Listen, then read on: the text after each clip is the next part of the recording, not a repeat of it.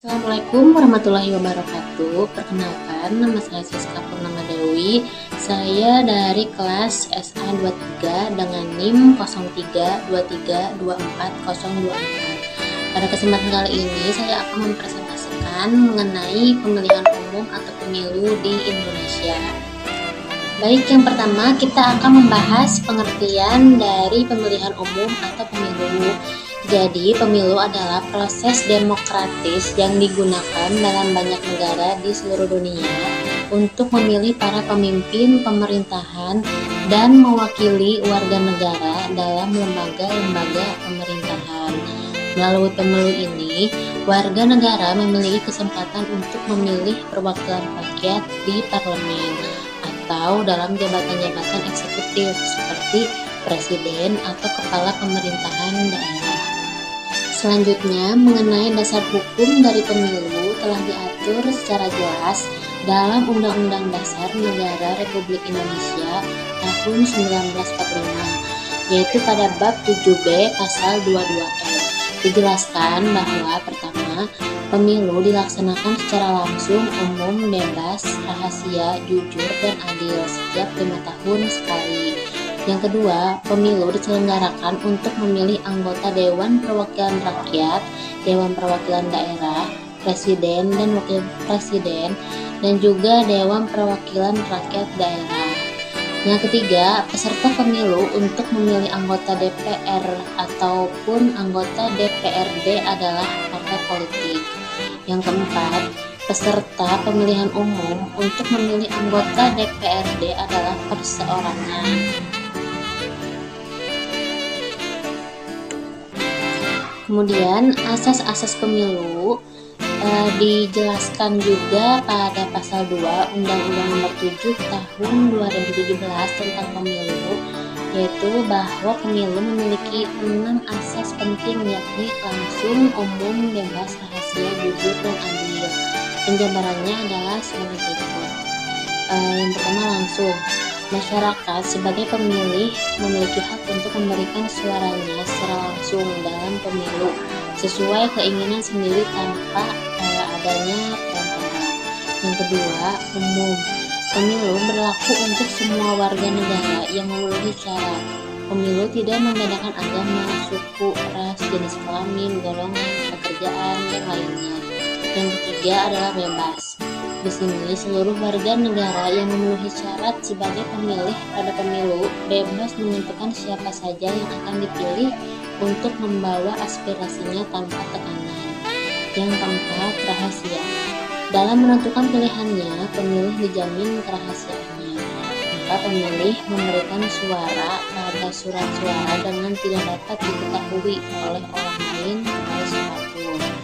Yang kelima adalah jujur.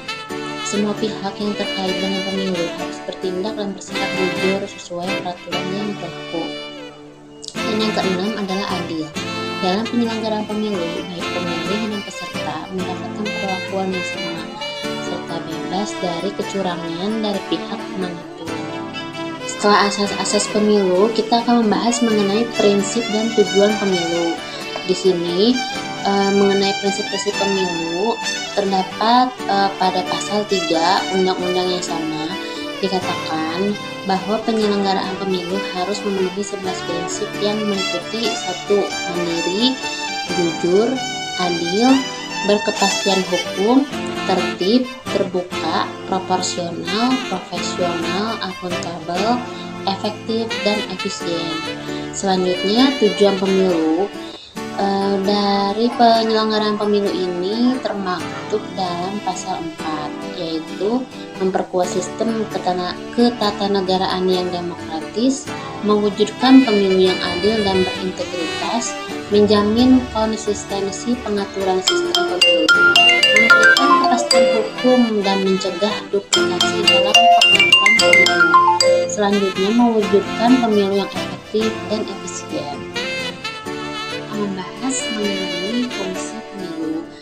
Jadi, menurut pakar politik Arbisani, beliau mengungkapkan pemilu pada dasarnya memiliki 4 fungsi, yaitu untuk legitimasi penguasa dan pemerintah dan perwakilan politik rakyat, sirkulasi elit penguasa, dan pendidikan juga untuk memungkinkan pelatihan rakyat melaksanakan hak asasi.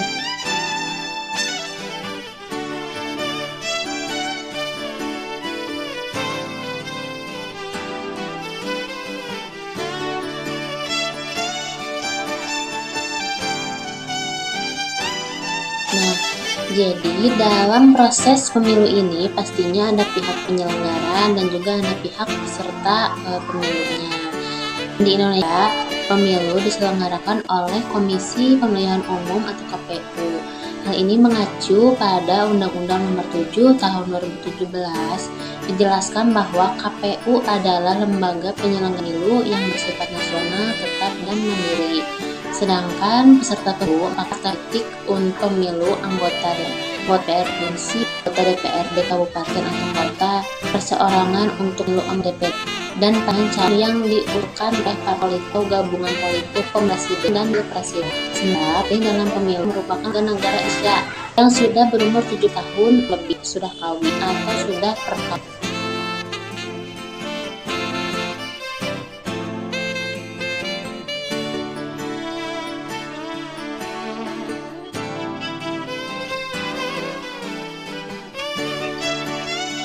Nah, sekarang kita akan membahas bagaimana sih proses pemilu di Indonesia.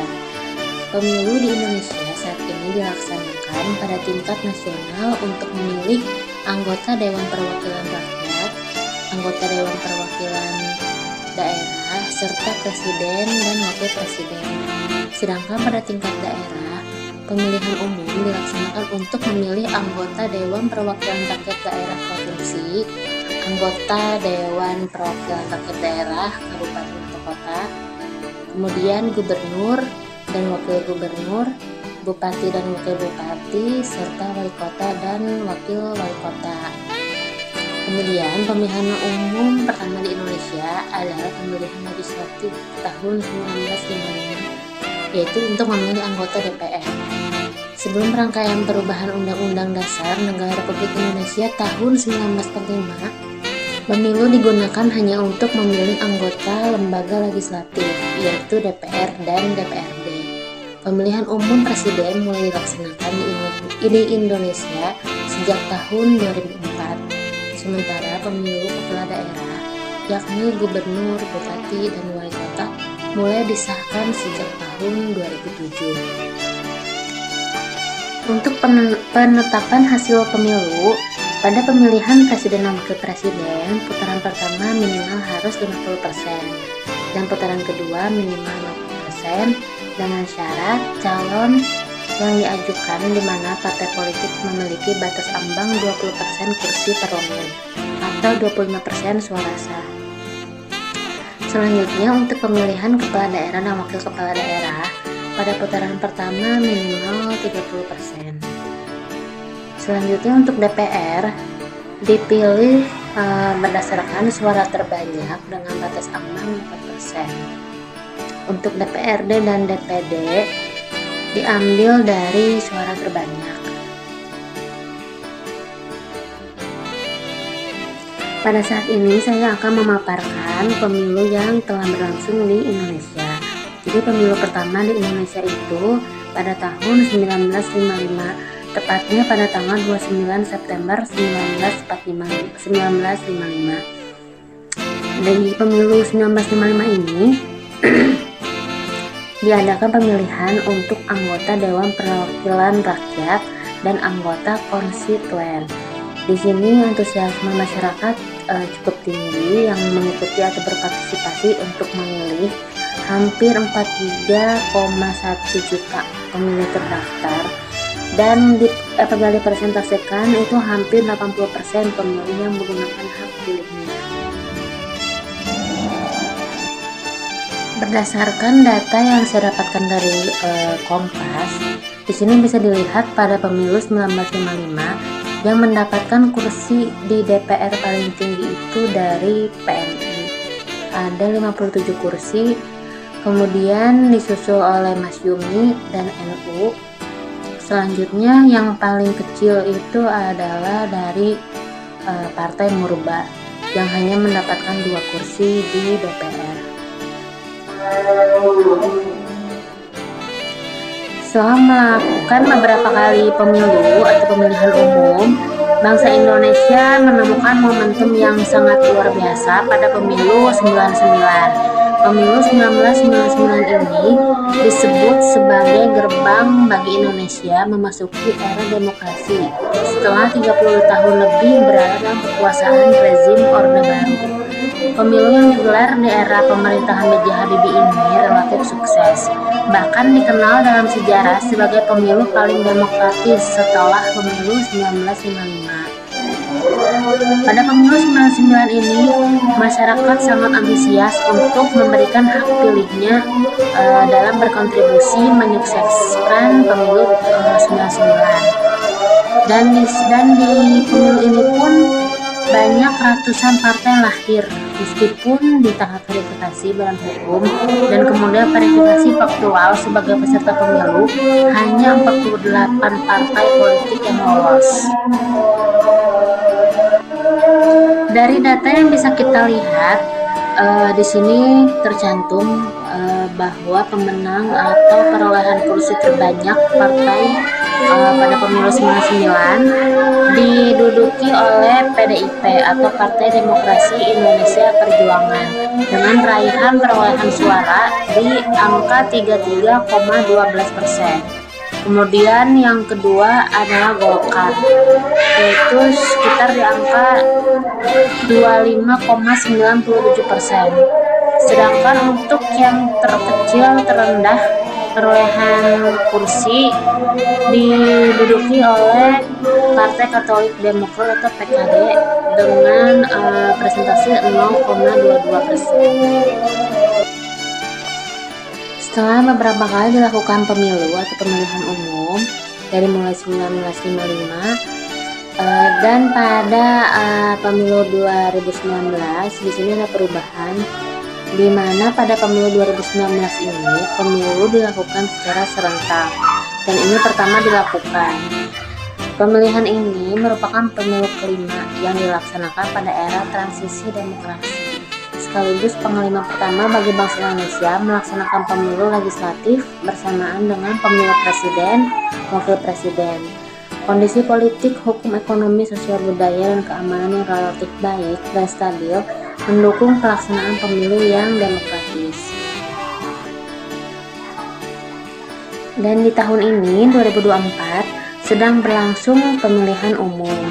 Jadi berdasarkan keputusan KPU nomor 551 tahun 2022 tentang perubahan atas keputusan KPU nomor 518 tahun 2022 menyebutkan di pemilu 2024 ada 24 partai politik yang lolos sebagai peserta pemilu. Jadi ada 18 parpol nasional dan 6 partai politik lokal Aceh. Di pemilu 2024 juga terdapat beberapa perbedaan dengan pemilu sebelumnya, yaitu pemilu 2019. Yang pertama mengenai pemilihan kepala daerah. Pada pemilu 2019 dilakukan hanya untuk memilih presiden, DPR, DPD, DPRD provinsi, dan DPRD kabupaten kota. Dilakukan secara serentak. Sedangkan untuk pilkada digelar pada tahun berikutnya. Sedangkan pada pemilu 2024 pilkada dilaksanakan masih pada di tahun yang sama, yaitu 27 November 2024 mendatang.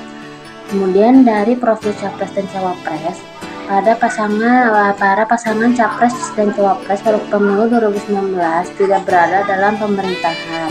Sedangkan pada pemilu 2024 menghadirkan profil pasangan capres cawapres yang seluruhnya menjabat dalam pemerintahan. Kemudian perbedaan ketiga dalam proses verifikasi administrasi. Pada pemilu 2019, proses pendaftaran hingga verifikasi para parpol calon peserta pemilu dilakukan oleh KPU provinsi dan kabupaten. Berbeda dengan 2024, di mana proses pendaftaran hingga verifikasi dilakukan langsung di KPU RI. Kemudian yang keempat adalah tingkat kompetisi antar partai. Pada peraturan pemilu 2019, calon kepala daerah bisa diajukan lewat parpol maupun jalur independen. Nah, ini menjadi salah satu perbedaan pemilu 2019 dan 2024. Pada pemilu 2024, KPU menetapkan syarat untuk pencalonan individu dan parpol, yaitu partai harus memiliki minimal 20% perolehan kursi di DPRD provinsi maupun kabupaten kota. Baik, terima kasih. Sekian video pemaparan dari saya mengenai pemilihan umum di Indonesia. Semoga dapat memberikan sedikit informasi kepada teman-teman. Mohon maaf apabila banyak kesalahan dan kekurangan. Dan pada saat ini mari kita sukseskan pemilu 2024 yang sedang berlangsung. Pada saat ini pemilu 2024 masih dalam tahapan proses rekapitulasi perolehan suara di masing-masing kecamatan sampai kabupaten. Jadi masih dilakukan pleno-pleno di kecamatan di beberapa daerah. Semoga semuanya lancar dan pemilu 2024 bisa sukses bagi bangsa Indonesia. Terima kasih. Assalamualaikum warahmatullahi wabarakatuh.